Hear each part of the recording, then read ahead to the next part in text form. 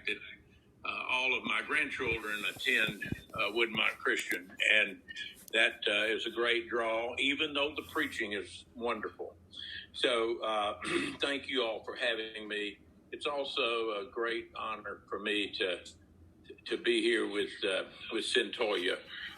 You're going to get to hear in person a real amazing story tonight, and have an opportunity to see the type of person that she is and what she has become. And I'm going to ask her to tell you about Centolia Brown that Clay just read to you about in 2006 when she was sentenced to life imprisonment.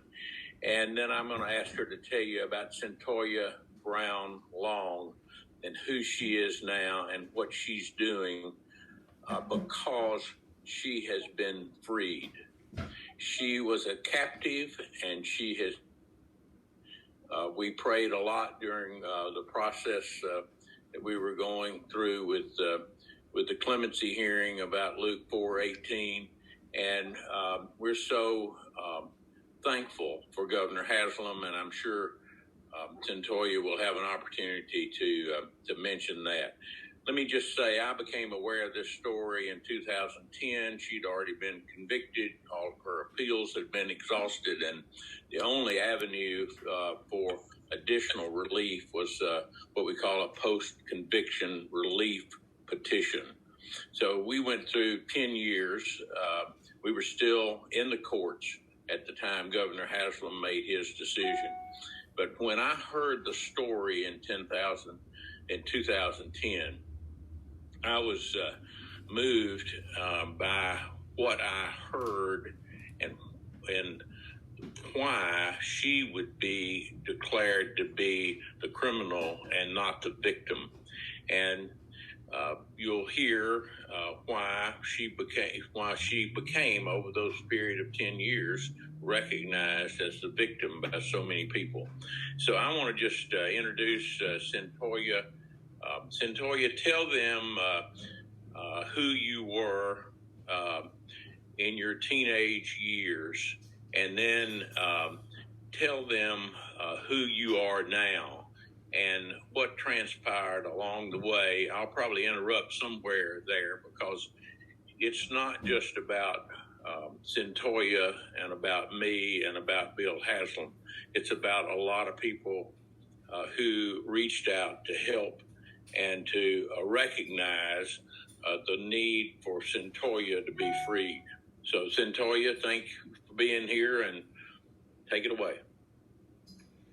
Well, to be honest with you, 16-year-old Centolia didn't know who she was at all. By the time that I was arrested and convicted, this was the end of a journey that had started long before I had ever run away, long before I was ever living on the streets in that lifestyle that led to me being incarcerated. When I think of the first time that, the issue of who I was and that issue of identity really came up was when I was 5 years old. My very first day of school, our parents brought us into the classroom. They started to talk with my teacher, and I went to go meet my classmates. And within 10 minutes of me sitting there and meeting them, the question came up of why I didn't look like my parents. It's not something that I had ever given any thought to. My family had never made me feel any different from them. I never really know that I didn't fit there with them or look like them. But in that moment, I looked at my parents, and they were both dark-skinned, and I looked down at my own light skin, and this confusion really started to set in. Why don't I look like them? Who am I? And I wasted absolutely no time when my mother came to pick me up from school asking her why I didn't look like her and my dad. She told me then that I was adopted and that they had taken me in from a white woman who couldn't take care of me. And she tried to reassure me that I was beautiful and that I was loved and I belonged there. I was part of the family, but I couldn't hear any of that. All I heard was that I didn't fit, was that I didn't belong. And there was this question, well, who am I? And where do I fit? What followed then was these years in school where I always felt that I was different from everyone else in every social situation. In my church, I went to a Black church. I felt like I didn't fit there. I felt like I didn't fit with my friends. So in every situation, I automatically distinguished myself from everyone else, and I really felt like an outcast. In school, I started having this chip on my shoulder, and the teachers, they picked up on it. I was branded a problem fairly early on, and the smallest little eye roll or smart remark, not wanting to participate in class, any little thing that I did, I was sent to the principal's office, which only further made me feel that I wasn't wanted and I didn't belong. So I would get sent to the principal's office, would get sent to in-school suspension, ended up suspended, and eventually I was expelled from public school for bringing a bottle of no-dose pills, which are just caffeine pills. You can get them at the store just like you could Tylenol or aspirin. I brought those for show and tell, and I was actually expelled under the school's zero tolerance policy. Whenever you're expelled from public school, you're sent to alternative school. In alternative school, I was surrounded by kids who had already been involved with the justice system in some form or another. For the small few that hadn't, they were well on our way. And it took me less than 6 months from the time that I actually entered alternative school for me to wind up in juvenile court. And my charge partners were 3 of the kids that I had actually met at the school. And what I found was that these were kids that had been kicked out of school. They had been in trouble. They did some things that I had never been raised to do. I felt comfortable with them because I felt like I was accepted. And it was from meeting them, it was from living life in facilities that I ended up living on the run around this group of people. Just to be frank with you, where drugs and promiscuity kind of reigned supreme. And that's where I was by the time that I was 16 years old and ended up finding the man who would come to be my trafficker.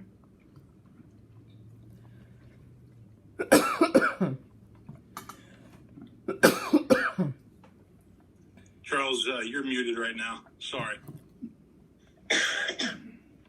There, as you know, she was arrested after this terrible scene where this man picked her up for sex when she was 16 and took her to his house, and out of some incredible fear that she had that he was going to do something to her, she used the gun that her pimp had given her to kill him.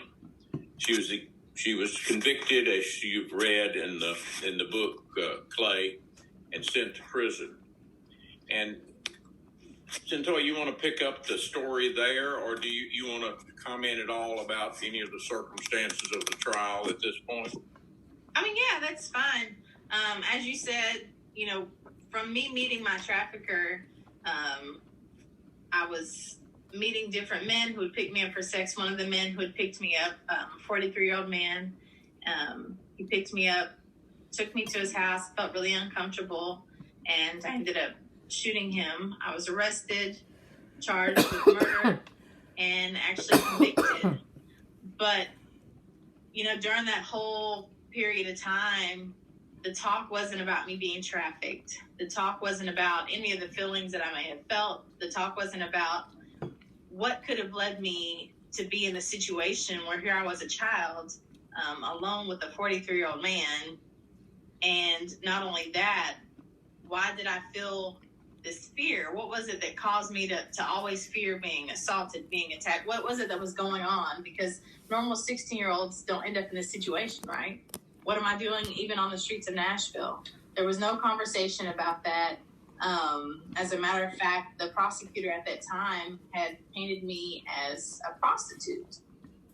Back in 2004, trafficking wasn't part of our vocabulary. When you thought of trafficking, you thought about Asian girls in vans who were being snatched off the streets and sold here in America.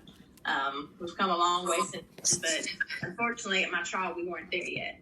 So when I was tried, that was the rhetoric that was used. When I was tried, I was painted as this horrible villain that the streets needed to be protected from. And at the end of the day, I didn't get a say. I didn't testify in my trial. And all the jury really saw was some of the worst things that the prosecutor could come up with. And I ended up being convicted and sentenced to 51 years in prison.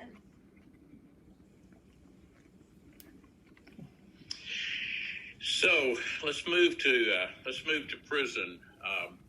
There are a lot of events there. I see one of your first angels is actually with us this evening that Connie Seabrooks has joined. You might describe your experiences early on in prison, and then how Ms. Seabrooks rescued you and moved you toward another angel who's here representing Lipscomb. So you want to pick the story up there? Sure. So whenever I was first sentenced and told that I was going to spend the rest of my life as I knew it in prison, and my life as I knew it was pretty much over, I hadn't even really begun to live. I had never had a driver's license. I couldn't vote.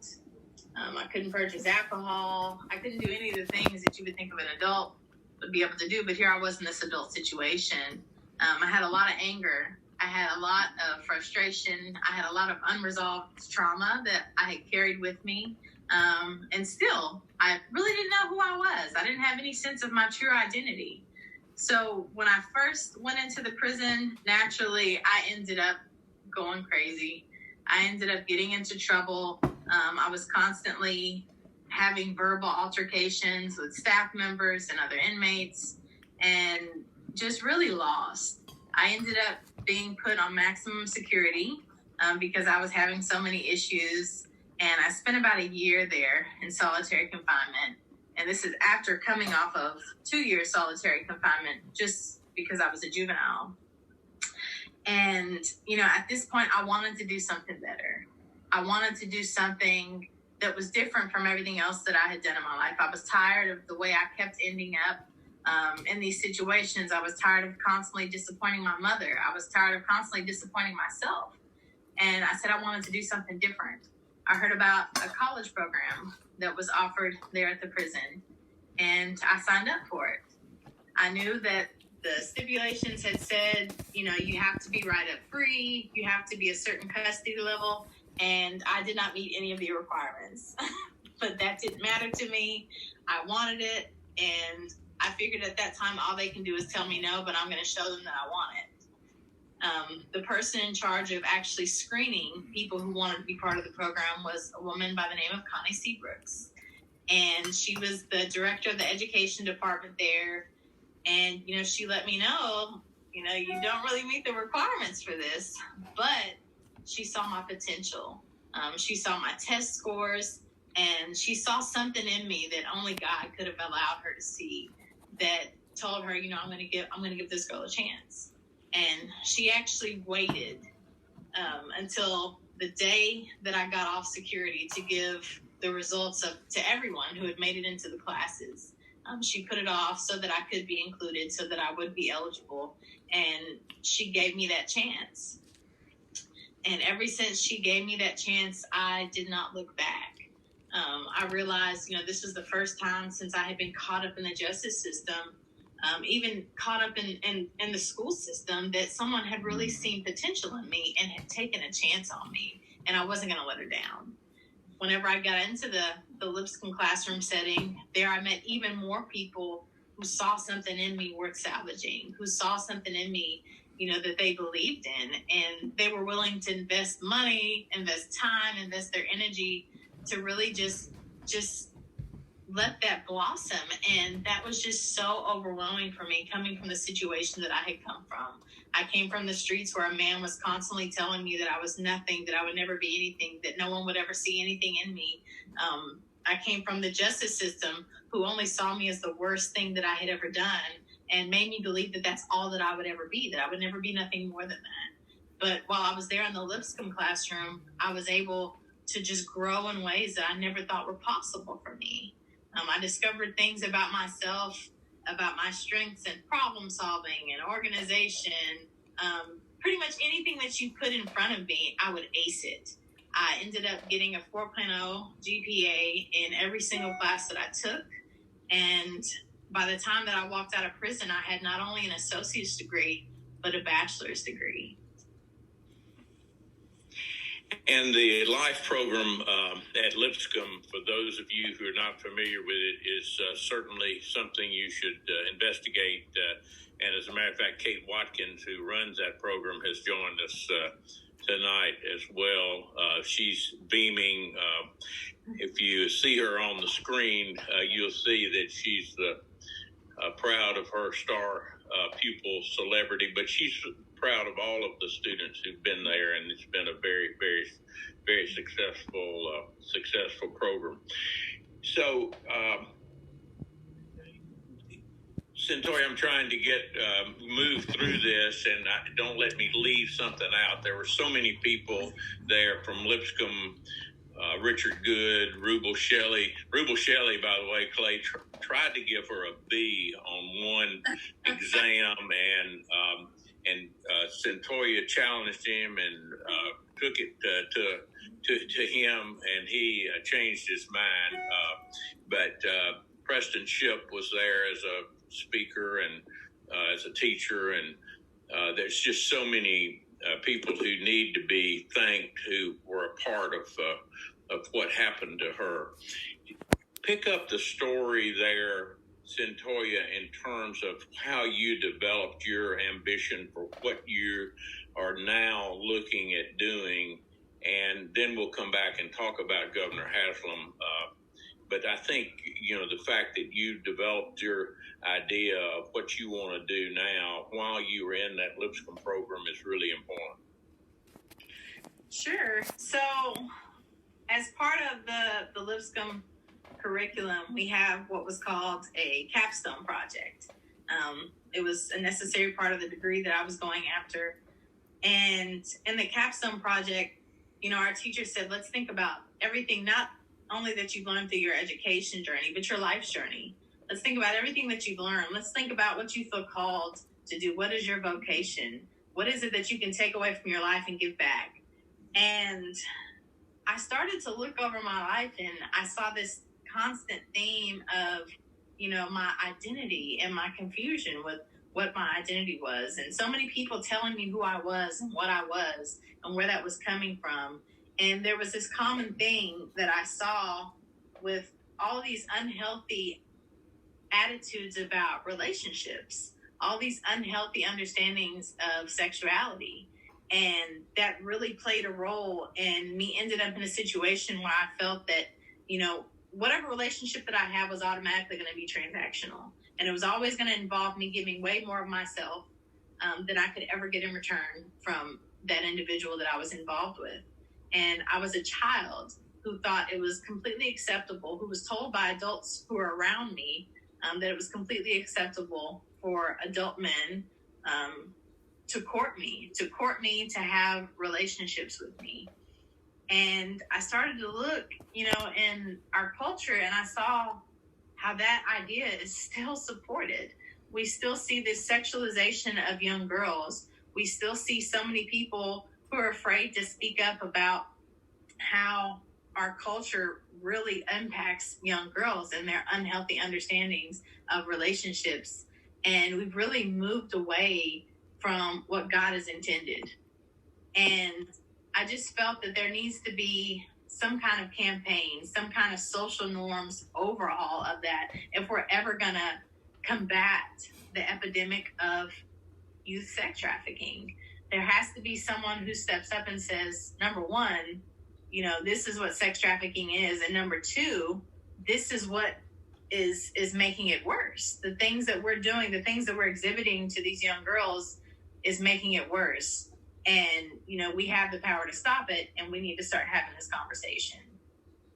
And so from that, the Glitter Project was born, which is the grassroots learning initiative on teen trafficking, exploitation, and rape. And that's a campaign that we're working on now with a nonprofit that I started with the help of you, Mr. Bone, and the wonderful people at Vanderbilt. So we'll come back to the nonprofit because I know all of you all will want to make a contribution to Centoya's foundation to help her by the time this is over. But we reached a really important place in mid 2018, where we knew that Governor Haslam had a year and a half left in his position as governor of Tennessee, and if we were going to ask for a clemency, we needed to get started.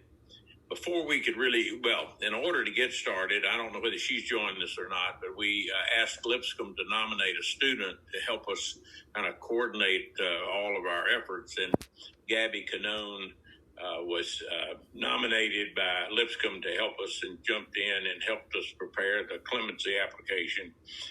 Gabby is now in law school at Belmont. And I say these names because I think it's so important for you all to understand how many people invested their lives in Centoya and in what she was attempting to accomplish with her life. And so we were surprised at Thanksgiving in 2018 when without us knowing what was going to happen, Channel 17 did a story about Centoya. There's been a lot of publicity, as some of you all know, about her during the years of her imprisonment. But Channel 17 did a story that got picked up by the national press, and hundreds of celebrities picked up the story, led by Kim Kardashian, and began a hashtag campaign on Twitter called They have more followers than either Clay or Charles Robert Bone on Twitter, and their Twitter tag was hashtag Free Centoya Brown, and we had actually celebrities that I'd never heard of. I knew there was a Kim Kardashian out there, but I didn't know about Drake or T.I., or I didn't know much about Rihanna. I obviously knew who LeBron James were, but all of these celebrities who heard the story began this campaign. And Kim Kardashian's lawyer actually called me and said, "So what can we do to help? There's been a lot of publicity about this."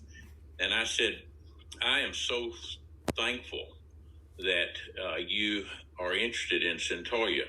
But let me tell you, our dilemma is that we are approaching and asking for relief from a white, Republican, conservative, Southern governor who probably has very little appreciation for the celebrities who are beginning to tell this story around the world."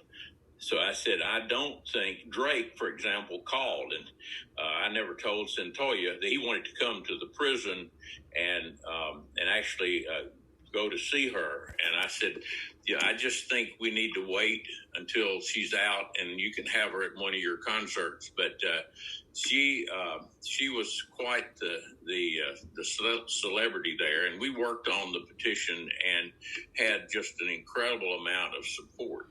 But the people who really made a difference with Governor Haslam were Centoya herself, Connie Seabrooks, who went with us to the governor's office to speak to. She had retired by then, and she wanted to actually go with us and speak to the governor's lawyer about what she saw in Centoya. And there were Professor Good from Lipscomb went with us as well, and they told the story about what they had seen in the transformation of this young woman to become such a person that she was. And so we had no idea what Governor Haslam was going to do, and yes, 10 days before he left office, and he decided to provide clemency to her after 15 years, which was August the 7th of last year, and say that she could be released from prison as long as she would be on probation for another 10 years.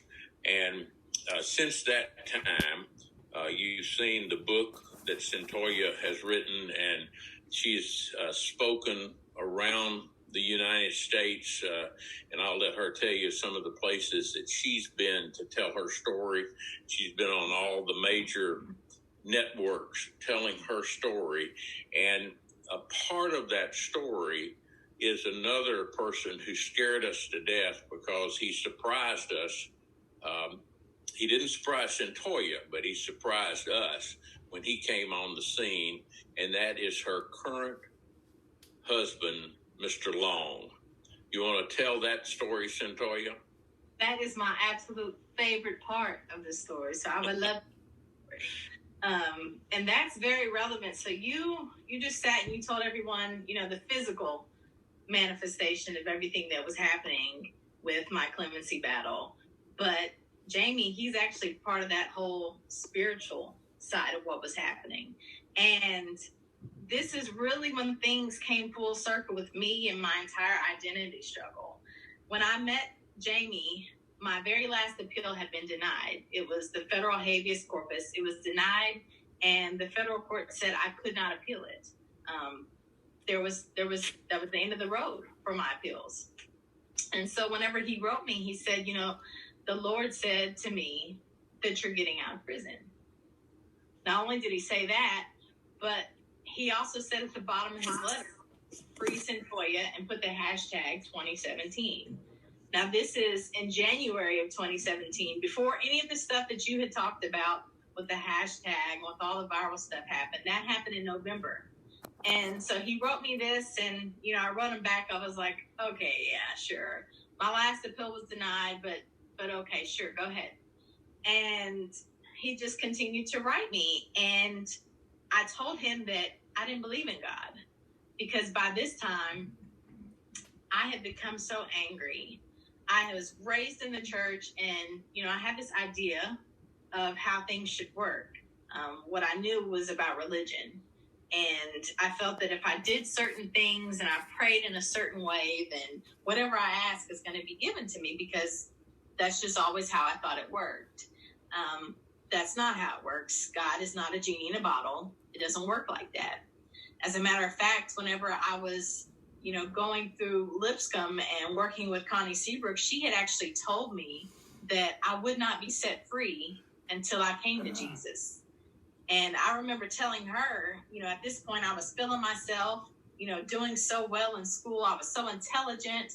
I was studying case law. I was working closely with my attorneys. I had 7 of the best attorneys that money could buy. And, praise God, they were all working for free. And I said, you know what, that's not how this works, Ms. Seabrooks. What's going to happen is my attorneys are going to deliver a great appeal, and that's how that's going to work. That's how the law works. God has nothing to do with this. I don't believe in God. She said, you mark my words. Until you come to Jesus, you will not be free. So fast forward to me meeting Jamie and me telling him I don't believe in God. And he lets me know that's because you haven't met his son, Jesus. Jamie starts introducing me to the concept of having a relationship with Jesus. He forced me to really look back over my entire identity struggle, how I struggled to find some identity that was informed by my race, that was informed by my family, that was informed by the social circles that I found myself in, that was informed by my abilities, that was informed by, what other people thought of me, and how every time I based my sense of self, my sense of identity in those things, I always ended up lost.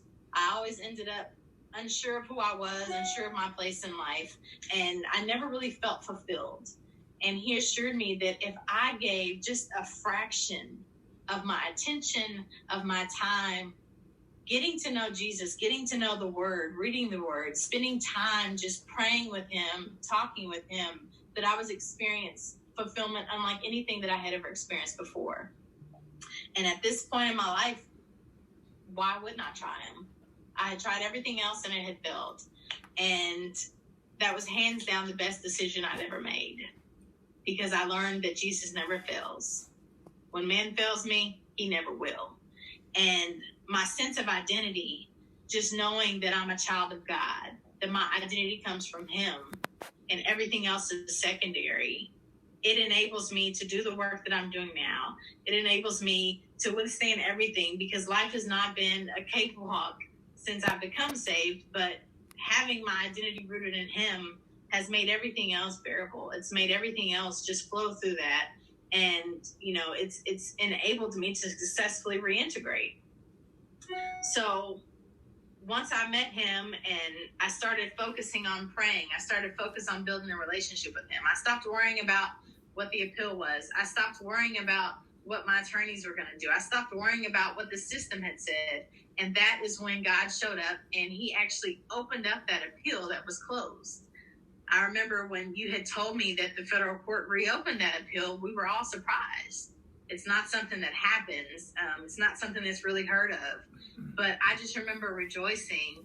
And I called Jamie and I said, the appeal has been reopened. And all he said was, why are you surprised? Because he was so assured in his faith that he never doubted that God was going to do exactly what he said he was going to do.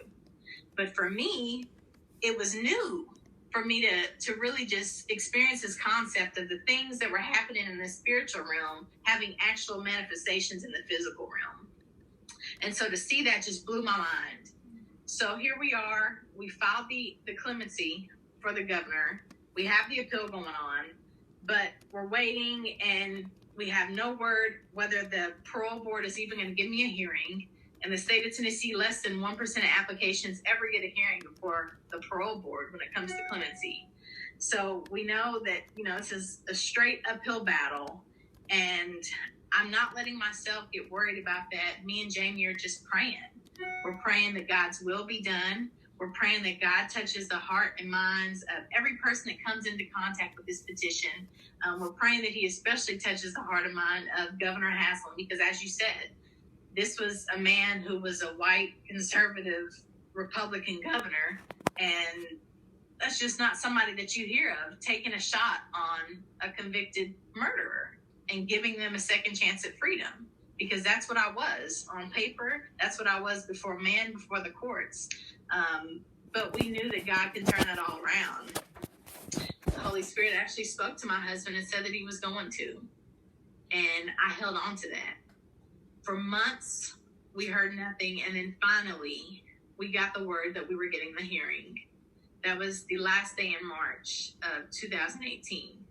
We had the hearing May 2018, and I remember when you and Gordon and you guys had come up to the prison and you were trying to run me through, what was it that I was going to say before the parole board, because this is a really important hearing. And whatever I say here could determine their recommendation to the governor, could ultimately determine whether or not he's going to grant me. And I just remember praying over what I read. When you go before the court, when you go before these individuals, don't think about what you say, because the Holy Spirit will give you the words. And I remember telling you that. I remember telling, Jay Houston Gordon that, Ed Yarbrough, and you guys looked at me like I lost my mind. And I said, don't worry. It's okay. God's got it. And, I just stayed in that place whenever people were telling me about odds and, worst case scenarios. Oh, he could just cut your sentence down to 30 years. I just shot back. That's not what God said. God said I was going to be freed, and I believe in what he said. And I kept having that faith. Months go by, nothing, no word. Then out of nowhere, like you said, here we are, and he grants me clemency. Not only does he grant me clemency, but he grants for me to be released that year. And I could do nothing but praise God. Well, it's a beautiful story, as you all have heard, and it's more amazing, really, to hear Governor Haslam tell it, because when we, most of you all will know the Bones are Democrats. When we first went to meet with him, he said, just the lawyers were in the room, and he said, well, why? He said, I know we're here. Some of us have different political views, but why should I consider Centolia and not others in this system? Because there are a lot of Centolias in the system. And I basically said to Governor Haslam, it's not about politics. It's about what she has accomplished and how she has reframed her entire being as a part of the prison system and what she's accomplished through her education. And I said to Governor Haslam, if there are others in the system who have done as well as Centolia has done, let them all out. Let the ones out who deserve to be freed, and work with them. And he really, he's told us since then, he really agonized over it. He prayed about it. He told us that it was really a matter of faith for him. And tell us, Centolia, about the visit. This is extraordinary. The visit that he and Mrs. Haslam made to you after he left office while you were still in prison. Yes. So this was about, I think, 3 months before I was scheduled to be released. He was no longer in office. And I remember thinking when they said the governor was coming to see you, the former governor, I was thinking he was going to come up in these black trucks and he's going to be escorted, by security. But when he came up, he was driving his own vehicle. He just hopped out, was normal, humble by himself, him and his wife. And I was just so taken with how humble they were, how kind they were. And you could just really just see just Christ just glowing from them. And, we sat and we talked, and what he kept saying was he felt the Lord calling him. He felt his hand in the whole situation, and he just felt God in the situation, and that is what informed him. And I remember thinking, this is what we need in our leaders. Every time we have these elections, we hear these leaders talk about, their faith and how they're Christian, but is it informing your decisions as a leader? Is your faith informing who you are as a man? Are you a man of God first and a governor second?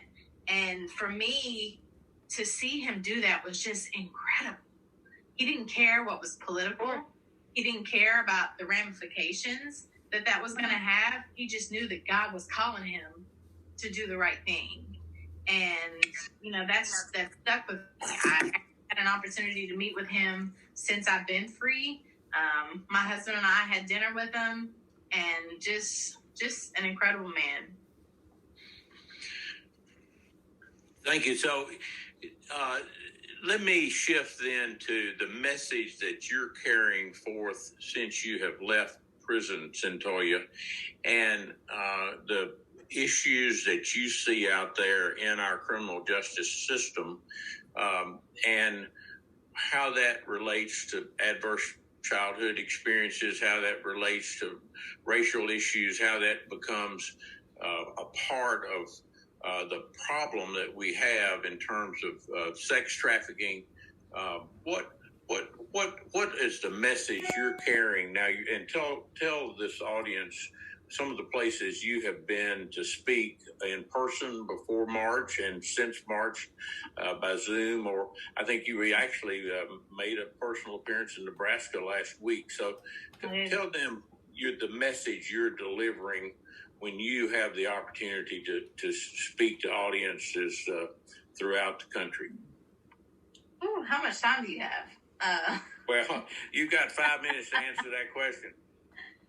When we're talking about reform, I don't even have enough time to talk about, the message that I have. But number one, if I have to think of overall, we need to start treating people how God says we should treat people. When you're sitting in that judge's seat, you should treat the child that comes before you as if they were your own child. Too many times what we see is people throwing people away. We're not disposable. That's not the human experience. That's definitely not how the Lord calls us to treat one another. People are capable of redemption. People are capable of changing. People are capable of growing. And I would love to see more of that compassion, more of that mercy within our justice system. What we're seeing now is sentences that are extreme. They're ridiculous. The amount of years that we give people in this state alone for the crimes, the amount we give juveniles, when the Supreme Court has already said that juveniles and adults are not the same in terms of culpability. However, we sentence them the same. We sentence children to 60 years in prison. It's just not in keeping with, number one, science. Number two, it's not in keeping with, what a person of faith should do and how we should conduct ourselves when we're put in these positions and trusted into these positions of leadership. So I definitely want to see that change. And, in terms of trafficking, I want to see it change where, number one, let's stop calling young girls promiscuous. Let's stop calling young girls fast. Let's stop calling young girls prostitutes, because that's not what they are. Let's stop putting all of the things on these children that we should be holding adults accountable for. I don't even have enough time, Mr. Bone, to tell you all of the things that, I have learned to speak up and advocate for from my experience. And I've been able to go before groups of legislators, before groups of policymakers, within institutions, educators, colleges, students, so many different people the Lord has taken me before to just be able to talk about my experiences. And, there's so many different takeaways, but my biggest takeaway is, let's let our faith guide us, and let's let the Lord guide us.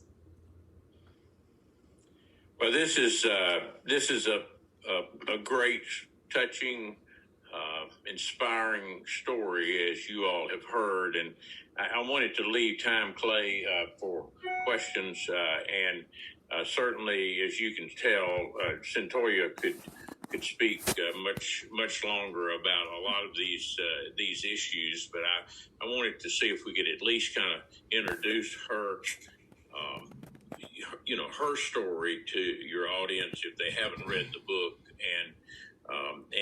and you can Google Centoya Brown Long on your internet and find amazing stories. The one that I recommend the most is one she did for CBS last fall, which was a letter to my 16-year-old self. So you can find that very easily by Googling Centoya Brown and CBS. So can I turn it back over to you, Clay, and let you if there's some questions that we might ask. Centoya, thank you so much for sharing with us. Charles, thank you for having the dialogue and asking the questions. We really appreciate it. Centoya, I want to ask you a question, and then I'm going to open it up and try to call on a few other folks. But the task force that we have at Woodmont that's been working on racial reconciliation, there is a lot of talk about the criminal justice system and the need for reform. And there's obviously a lot of talk about the role that race plays in the criminal justice system, and especially right now with what's going on in our country with police brutality and with just everything that's happening. Do you have any general observations about? I mean, you can kind of continue the road you were going down, but about criminal justice reform as it relates to race, but also, I guess the question I would say is the one that Governor Haslam asked Charles Bone and his team. There are other people that have been convicted, maybe not as early as you were, who've worked to turn their life around. So how do we, get to a place where we grant some clemency and freedom, and it's well deserved, and others that maybe have done as much work don't get that chance? So anything you want to add about criminal justice system, what's fair and not fair, and then any observation about the role that race plays in that process? Okay, so that's a good question. So, I get that a lot. We hear a lot of talk about, the role that race plays in injustice within the system, and there definitely is that. But I will also tell you that I was incarcerated with a great number of white women Right.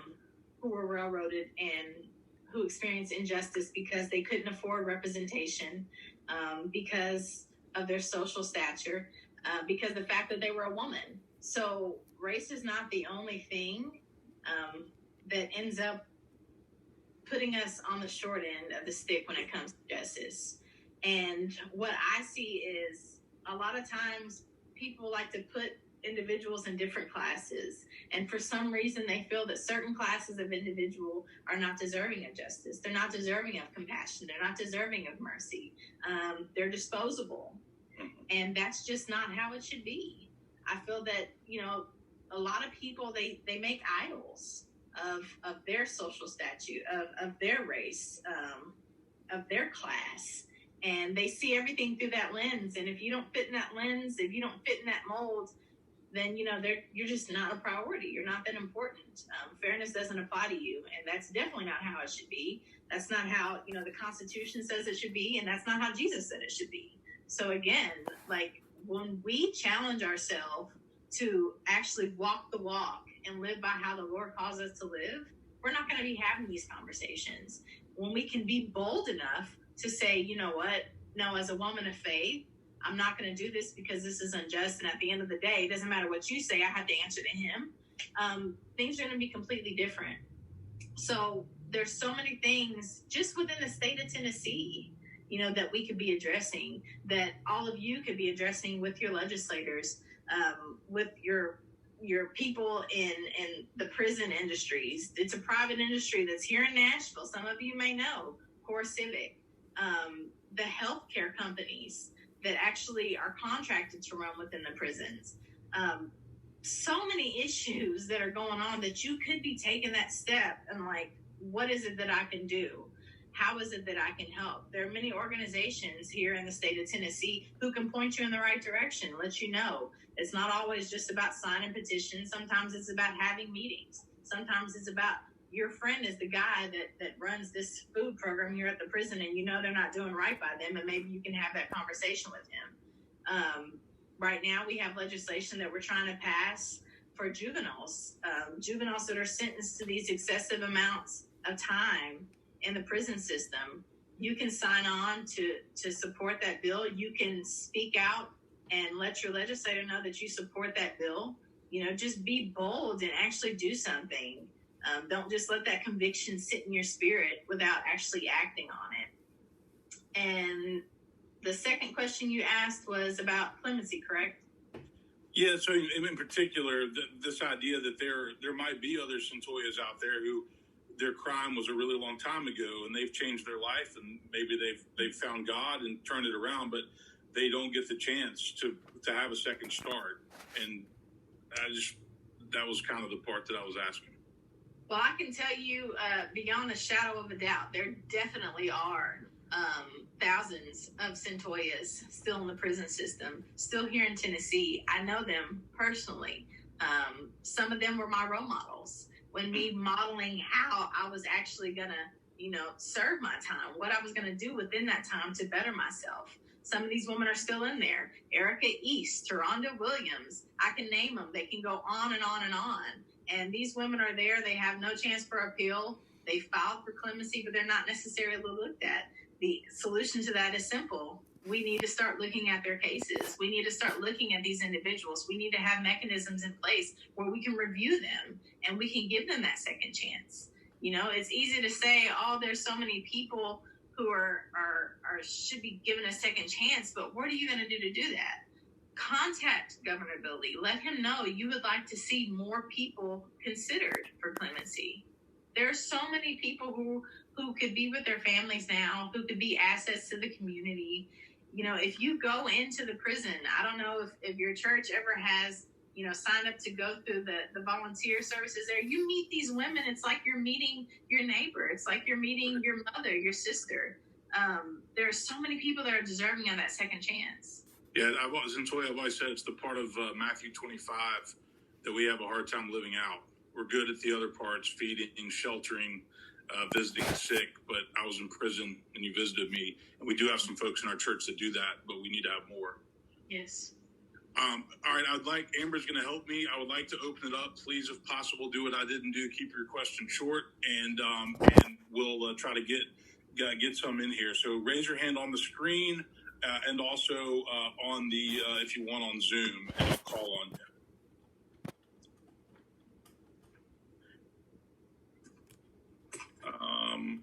Let's see. Okay, let's go. Betsy Garber. Hi, thank you for being here. Do you have an opinion on this private prison running CoreCivic or whatever it is? I would just like to hear your opinion on that. So I was actually incarcerated in a CCA run jail. And I can tell you that it was a horrible experience. There was times that, you know, I wasn't fed because they forgot about me. There was times that I wasn't let out of my cell. But that was also back in 2004. I had met with the new CEO of CoreCivic. You know, he talked about things that he would like to see changed. You know, I believe that everyone can change. I believe that they have the power to change. Now, actually seeing that take place, that's what's going to be, you know, the kicker. Is it going to happen? Are things going to change? But I'll also let you know that the problems that you hear about within CoreCivic prisons is not just specific to them. The TDOC prisons, just by themselves, there are issues. The commissioner of the TDOC, he has a lot of work to be doing. He has a lot of work that he needs to do within the prison with the health system. I can't tell you how bad the health system is in prison. Keeping the inmates safe, just basic needs, basic necessities. So I don't want to just point the finger and say it's CoreCivic. You know, there's other people that have responsibilities that aren't necessarily being met, and making sure the prisons are run not just safely, but in a way that's conducive to the rehabilitation of the people who are there. All right, I have David LaRosa and then Pam Richardson. So, David, your question. Hi, Centolla. First, let me say kudos to your husband. It takes a humble heart to hear the counsel of the Holy Spirit. I pray we could only be so attuned to his voice and not dismiss his role in the life of the believer, for I believe he's also God. So my question is, it seems to me you and your husband are in a unique and privileged position as a family for countless young black men and women to serve as a role model for what God intended from the beginning to be the illustration of union with the Godhead, as Christ himself reminds us in Matthew 19:3-6. What would you tell the young teenagers out there who lack a family structure and are exposed to a panoply of ideologies that, rather than leading them to the knowledge of and relationship with God, do the exact opposite? Thank you, and God bless you. Yes, so that also, like, whenever I speak to young people, I always tell them, you know, about how important it is to find your identity in Christ. Because the world is going to tell you all these different things about what is acceptable. They're going to tell you what you should be doing and what's normal. And, you know, that's not the standard that you're called to live by. That's not the standard that's going to count, and that's not the standard that's going to bring you fulfillment. And so, you know, what I do is I just, you know, try my best to be open and transparent and really display, you know, what a kingdom marriage looks like. The happiness that comes with that, the fulfillment of that, and let them know, you know, all of the bad relationships that I was in, all the unhealthy relationships, that came from me going out seeking the things that the world told me that I should be seeking. But, you know, whenever you just sit still and just wait for God to bring that person into your life, and you meet a person where the relationship with God comes first, everything else is going to fall in line. All right, Pam Richardson. Hi, Centoria. I am an educator. I teach 17 and 18-year-old high school seniors. And one of the most dismaying things that I observe from them is a sense of hopelessness, that their lives will be better. And I sometimes feel like, in small ways, educators are contributing to that pipeline to prison because of our school systems. What would you say to my seniors who live without hope because of poverty or illness or whatever? And as Christians, what can we do to help those young people? You know, I would say that I've been there. I've been in those places where, you know, I felt that there was no other side, that, you know, that was just the end, that there was nowhere for me to go. I thought my life was over at the age of 16. And the point is that God has so much more in store for you. You know, he already has your life written out. His will is so much better for you than anything that you can think of. And if you trust it, and if you just focus on him, like, he'll open doors for you when man shuts them in your face. When man tells you there is no door, when man tells you there's a dead end, all of a sudden he'll open up a window for you to go through. And my thing is just stay focused on him. It sounds so cliche. It's something they probably heard of, and it sounds so basic, but I promise you it really is that simple. And, you know, it was in my late 20s when I actually learned that. But I can't help but think, what if I learned that before? And I know, like, in the education system, they frown upon, you know, bringing faith into the classroom. But, you know, there's ways that you can do that. There's ways that you can uplift them. And sometimes all it takes is for you to just go that extra mile as an educator. I can't tell you how impactful it has been for me, the teachers who went that extra mile. I remember them all. I remember every encounter that we had. I remember how, you know, beyond teaching me math, beyond teaching me social studies and spelling, you know, they cared about me as a person. They cared about what I was going through, and they cared about uplifting me and encouraging me. And I've carried that with me, and it goes a long way. All right. Other questions? I'm scrolling the screen. Amber's helping me. So if you have your hand up, trying to see you. I've got 9 at a time here. Centoya, let me ask you this while I look for new ones. What are your thoughts about the debate going on in our culture right now regarding the police, and whether the police are respected, or whether everybody's seen police brutality? We know it exists. We also know that that's not every police officer out there. I don't know how you have a civil society if the police become completely demonized. So what thoughts do you have on that topic? My thoughts are, there are issues. There are issues, but those need to be addressed. This is the same thing when we hear the conversation about abolishing prisons, right? Abolishing prisons, defund the police. And it's like, you can't just completely do away with something. You can't just throw something away because it's not working. You have to figure out, what is it that's not working, and how can I fix this? Any person who is quick to act on impulse shouldn't necessarily be given a gun to roam the streets and police the streets, right? There needs to be some kind of training behind that. There needs to be some assessment of, what is it that you're training these officers? Like you said, not all of them are bad. So the whole demonizing element of all police are bad, you know, let's do away with them. It's a two-way street. You can't say that about people who are incarcerated. You can't say that, you know, about police. You can't just demonize people and think that fixes the problem. You know, people are way more complex than that. You have to actually put in the time and the effort to figure out, how can we change this from happening? You know, there's going to be some bad apples, and you deal with those as individuals. But completely writing it off and just letting all that, you know, that hate and that fear mongering to just run amok is not helpful to anyone. Okay. Other questions?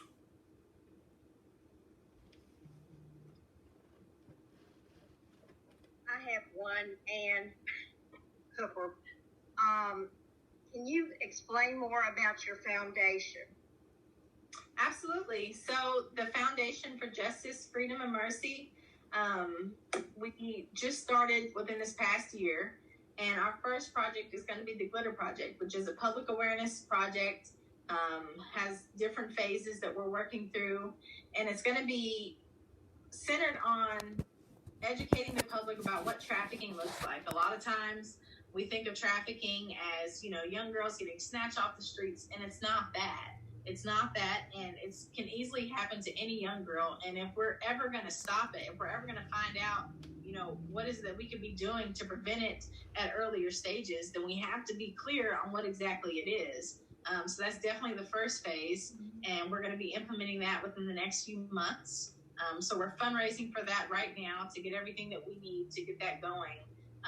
But I believe Mr. Bone has the link. If anyone was interested in supporting it, you can also go to our website, which is www.jfamfoundation.org for more information. Wendell, I see a question that you posted that's for Connie. And Wendell Brown says, with all the different people that are in need, how did you find Centoya? Connie, are you there still? I think you were on the beach when I saw you last. There you are. I'm here, yes. To answer that question, as Centoya said earlier, there are plenty young ladies that are incarcerated. I didn't just find Centoya. She was just happened to be one of the people in the prison that I ministered to. So again. So and you just happened to what was the so you've ministered to many, but there was a special connection there. Well, again, when Centoya said in school, you may not be able to bring your Bible in school or what have you, but I would have Bible study in my office, and I would invite young women to come to Bible study in my office, for one thing. But Centoya and I had talked. She worked for me for a long while. But prior to that, we had just talked. And I knew things were going on with her. And I knew how smart she was, intelligent young lady. And she had a lot of potentials. And so my thing to her, and she had a lot of anger inside. So my thing to her was, put God in your life and let him sort those things out. And everything will, start falling in place. The same thing that she said tonight. I'm just joyful that she said those things. My heart leaped to hear her say that. But that's how. There are plenty more that are still there that I also did the same thing for. Thank you, Connie, and thanks for joining tonight. Okay, Carolyn Hughes has a hand up. Thank you very much, and thank you, Centoya, for your story, and Charles for helping her out, and for all being there and having this occasion for us to get together. So, Centoya, I think it would be really interesting to go back to even before getting in prison and talking about what happened in high school. It seems like high school was not at all helpful, and the zero tolerance program that really forced you out. What could the high school have done differently? Great question. So I actually didn't spend that much time in high school. I was sent to alternative school, and I was just in middle school. So I was only 12 years old when I was first sent to alternative school. And what could they have done different? Where do I start? Number one, I can't remember a time when, early on, when I would have issues, that the principal just really sat with me and tried to help me, that we had any kind of person who had any kind of behavioral health training that could help me understand what it was that I was going through. I was having an identity crisis. I was having, all these conflicts that were in addition to all the normal things that kids go through, period, when they're growing up. And I didn't really have anybody to help me sort through that. When my mother was called up to the school and she was looking for answers, she was looking for help, she was pretty much giving nothing. She was told to take me home, and that was that on that. She didn't necessarily know what to do, where to turn. Resources weren't provided. There were no kind of referrals given. All of those things could have been done. And when it comes to high school, I spent most of that time, I was already in a facility by that time, in a state facility. in DCS, and I really don't have enough time to sit on here and talk about all the things that DCS could be doing differently. Clay, let me jump in there for just a minute if I can, because Sure. I noticed that Judge Calloway and hopefully Kathy Simbach are both on with us. I'm not sure whether they're still there or not, but we are so fortunate in Nashville to have Sheila Calloway, who's the juvenile judge, and looking for ways to make something better happen with our young people. And if just to acknowledge her, I don't know whether she's still there or not, but she may want to add something about these last 2 or 3 questions if you have time. We're still here. Both me and Kathy are here together. And just want to say hi to you, hi to Centoya, and just love that you're still putting the fight on, and we need to hear your voice so much more, so many other places, so we can feel supported in the work that we're doing. There's so much to just add to everything Centoya said, and every child that I see here has so much going on. They have so much potential, first and foremost, and then they have so many issues, so many adverse childhood experiences, so many things that have put them in a position where they've done something devastating. And, our job, when I tell our staff, is that we got to help lift them up and help, bring them out and help give them the tools that they need that they can be successful. And it hurts my heart that we have laws that sometimes require me to do things such as, transfer children to the adult system. It's probably one of the worst laws that we have. And I'm so thankful for Charles and Centoya and Baylor and Kathy and all those who are just working their tails off to try and change those laws and make it better and make it so we understand brain science and we understand that children aren't supposed to think like adults and that we have to do a better job as adults to give them that support, even when they make mistakes. And so I'm just so happy to see Centoya doing well. Judge Calloway, can I ask you a question that is very relevant to this particular time right now? Absolutely. I know there are other people on this call share this concern, but many of our Metro children have not been in school for 6 or 7 months. And many are concerned about those that don't have support at home to do the distance learning, and then beyond that, and it's a complicated topic. Everybody would acknowledge that.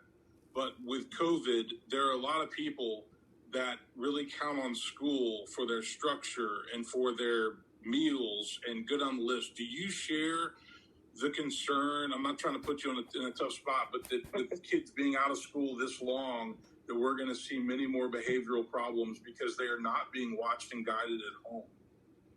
I absolutely 100% share the concerns.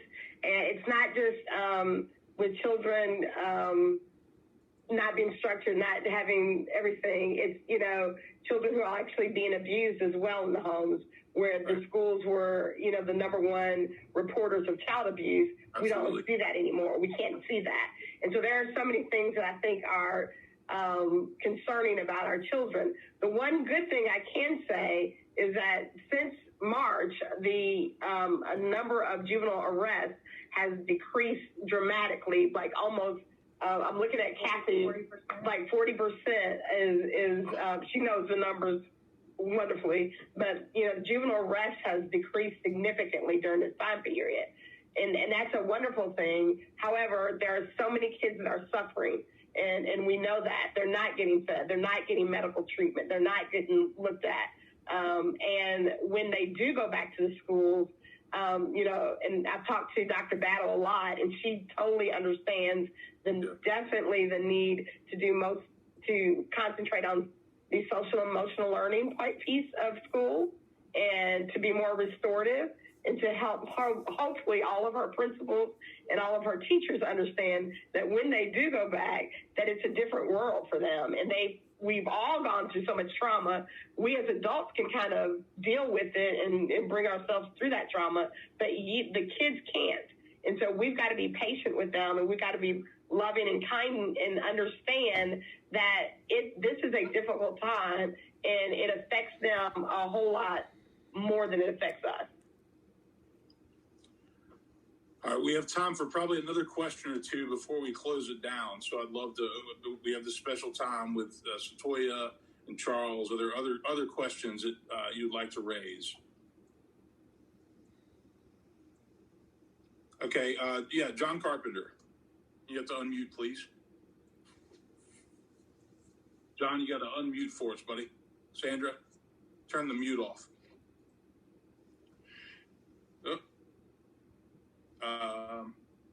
Still can't hear you. Sandra, can you unmute? Or Amber, can you unmute John?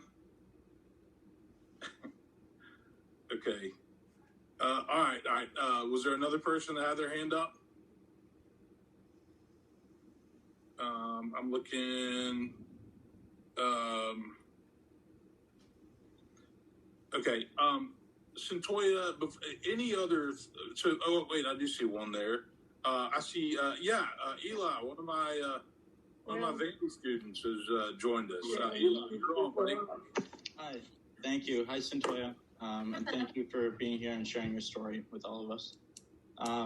My question is actually somewhat relevant to the class in which Dr. Stauffer is my professor.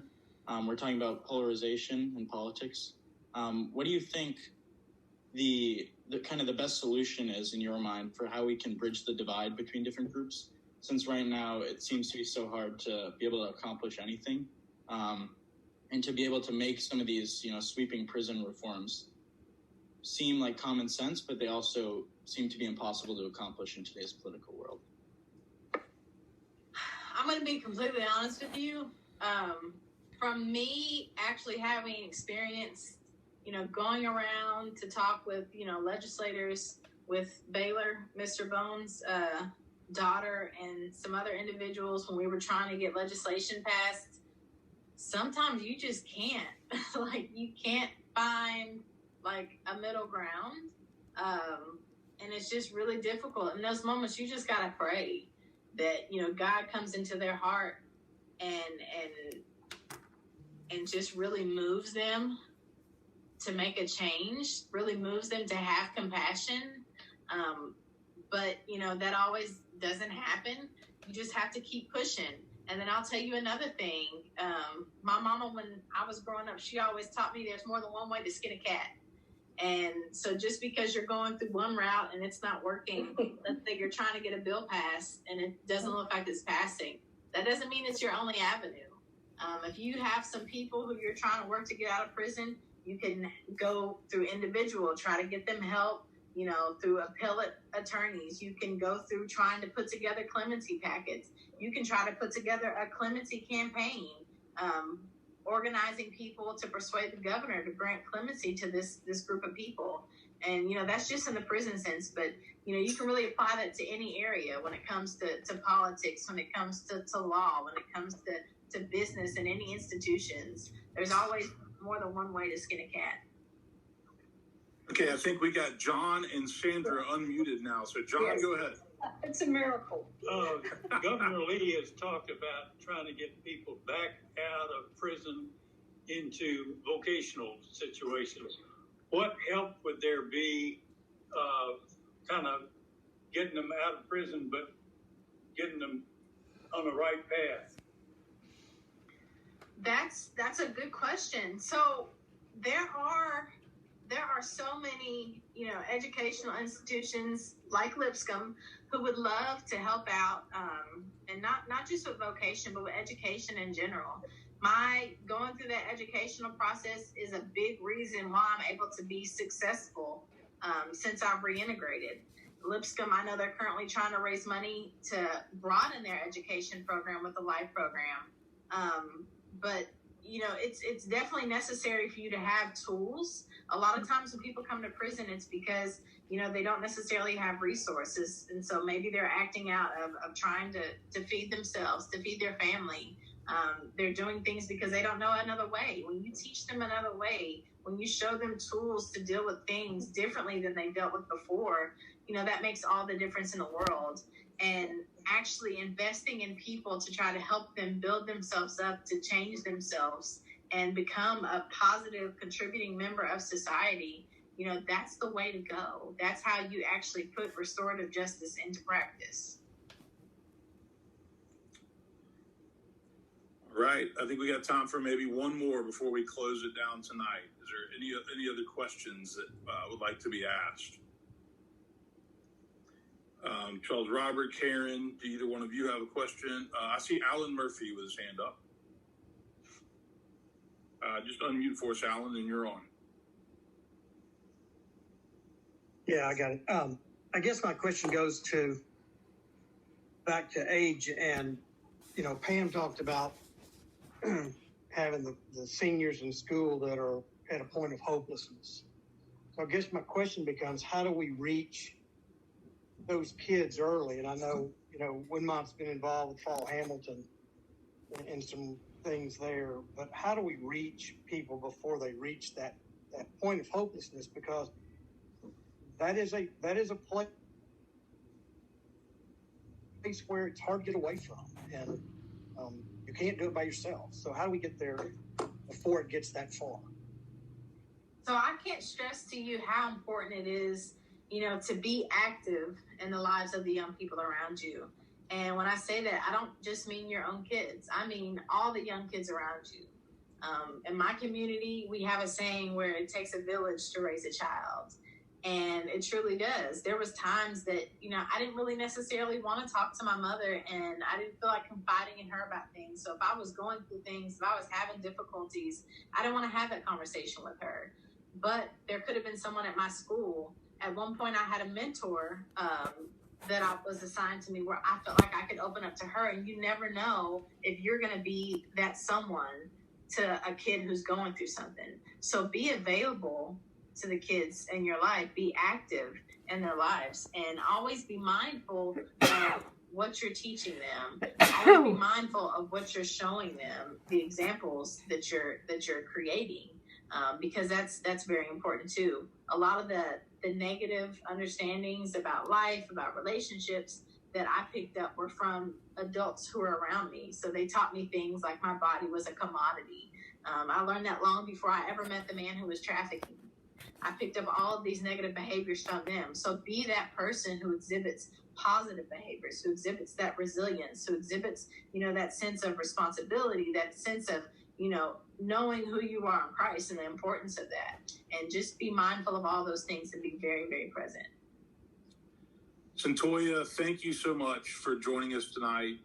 We want to have you back again in the future. Charles, thank you for being the connector and for all the work that you did to help her. Again, I'll lift up, this is the memoir, if you're interested in, that I was reading from, that came out last year, I believe. Just to put a plug in for next week, and actually I'm going to give all of you a challenge. Next week we'll be joined by Bernard Lafayette, who was a civil rights icon. He was one of Martin Luther King Jr.'s inner circle guys. So he's going to join us next week. And this is the third of the 3 series for this racial reconciliation series. And tonight we covered a lot of ground, and Cyntoia, thank you for that. But I encourage you to reach out to somebody outside of Woodmont. We got some guests tonight, some judges, some Lipscomb folks. We don't want this just to be a Woodmont deal. Reach out to somebody, invite them to join us next week, pass the Zoom link along, because we want to continue the dialogue. We want to continue to have these conversations. And so that's my challenge. We'll be joined by Bernard next Wednesday night.